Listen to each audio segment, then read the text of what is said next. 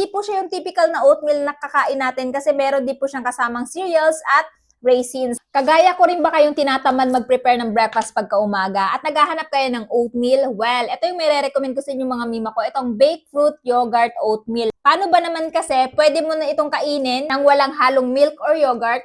Or di naman kaya, pwede mo din siyang kainin na may halong milk or di naman kaya yogurt.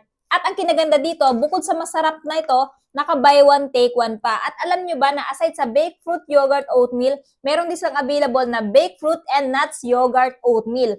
At syempre, meron din sila nung may pa chia seed. At sa mga mima kung naghahanap ng itong klaseng yogurt oatmeal, and sobrang sarap at the same time naka buy one take one, ito po talaga Mr. Squirrel yung may re-recommend ko. Kasi hindi po siya yung typical na oatmeal na kakain natin kasi meron din po siyang kasamang cereals at raisins. Kaya naman talagang hindi kayo mauumay kung ito po yung kakainin nyo kahit everyday. So sa isang grapon nga po mga mima ko, meron siyang laman na 500 grams, matagal nyo po bago maubos. At since naka-promo to ngayon, naka-buy one, take one to ngayon, i-grab nyo na po yung opportunity habang naka-promo pa. At syempre mga mima ko, kung interested din ganito at gusto nyo din itry ito, idadrop ko na lamang yung link nito dyan sa baba.